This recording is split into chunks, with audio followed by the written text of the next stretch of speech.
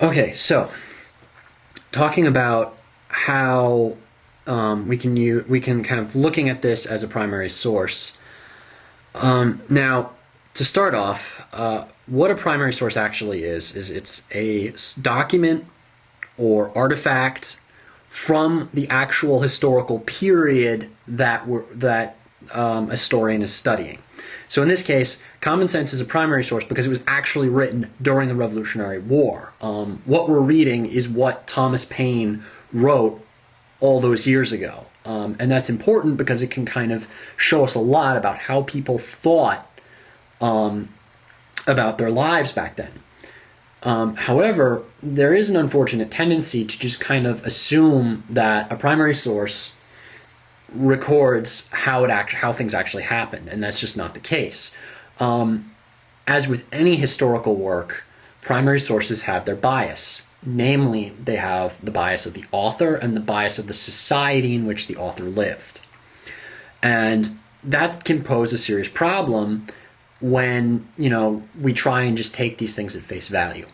So for instance, let's think about some of the points Thomas Paine makes in his pamphlet. Some of his main arguments were that, America was not a British nation.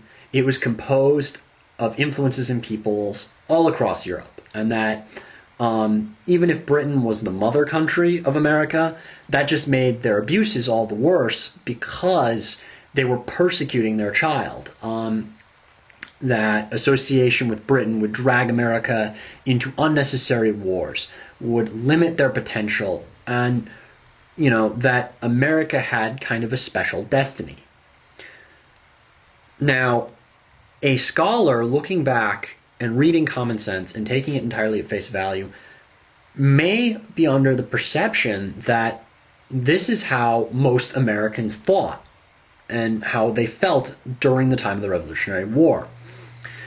The problem with that is that that's really just not the case. For starters, many people in the colonies remained loyal to the British Crown for many years. Some through to the end of the war. These were the loyalists who had to end up fleeing either to Canada or back to England. There's also the fact that there wasn't really, until this time, any sort of concept amongst most people of what America really was. If you ask the average colonist who was reading Common Sense who he, what he was, he would say, "I'm an Englishman." And it took a long time for this kind of distinct American identity to emerge. So what I want you to do now is just go through maybe a few passages of Common Sense and kind of find areas where you'd think a scholar reading it would kind of might draw a conclusion. To be more specific, find a passage in Common Sense and then talk about, just reading it with no background whatsoever, what perceptions you would have of colonial society based off of that passage. So I'm just going to pause it now. Okay, now that you've read through some passages and hopefully discussed them a little bit, now obviously not actually being there in person, I can't really provide you with the proper historical context, but at this point in teaching a lesson, what I would do is would then have the students actually read into the history of Common Sense, and more importantly, read about what life was like in both the colonies and back in Britain, and hopefully read other primary sources from both perspectives, so that they could gain kind of a more well-rounded point of view. And then I'd have them go back, look at the passages that they selected, in this case that you selected, and have them kind of reevaluate those passages now that they've got a bit more of a perspective on things. Now obviously if this is a lower level class or like a freshman class, I would probably select the readings they did themselves and choose ones that were both accessible and would provide a more well-rounded point of view. However, in a more advanced class, I might actually let the students themselves choose what documents they want to do and research it.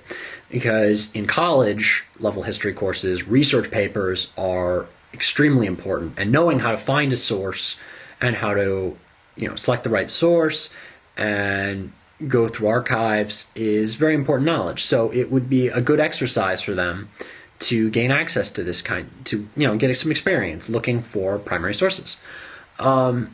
So that's my lesson. I believe I've used up my 10 minutes, probably a bit longer, but I hope it was interesting. And if there's any questions, I will be at the dinner on Monday. And thank you again for giving me this opportunity. And I hope to see you all when I get back. So have a nice day.